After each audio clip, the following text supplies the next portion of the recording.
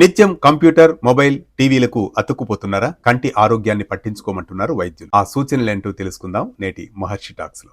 మనిషికి కళ్ళు అనేవి శక్తికి, దృష్టికి, మానసిక స్థితికి సంకేతాలు.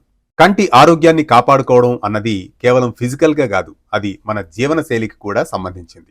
సూర్యోదయానికి ముందే నిద్రలేచి కళ్లను చన్నీటితో శుభ్రం చేసుకోవాలి. విటమిన్ ఏకు సంబంధించిన ఆహార పదార్థాలను పాలు, పళ్ళు, కూరగాయలు, క్యారెట్, బీట్రూట్ ఇలాంటివి సమృద్ధిగా తీసుకుంటూ ఉండాలి. నిత్యం శరీరానికి తగినంత నీటిని అందించాలి. రోజుకు కనీసం 3 నుంచి 4 లీటర్ల నీరు తాగుతూ ఉండాలి. అలాగే నిత్యం యోగా, ప్రాణాయామంతో పాటు కంటికి సంబంధించిన వ్యాయామం చేయాలి. అంటే కన్నును వృత్తాకారంలో కాసేపు తిప్పాలి. దీని ద్వారా కంటి నరాలు బలోపేతమవుతాయి, కంటి చూపు మెరుగుపడుతుంది.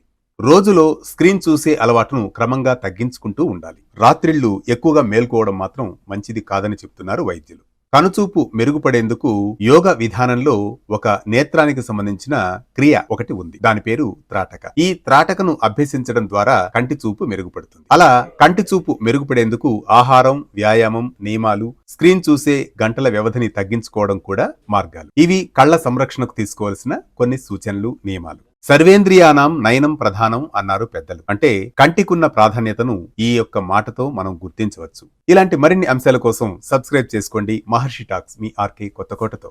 ఏ పండుగ ఎప్పుడు, పండుగలో పరమార్థం ఏంటి శాస్త్రీయంగా తెలుసుకోవాలా? వెంటనే డౌన్లోడ్ చేసుకోండి వేటూ న్యూస్.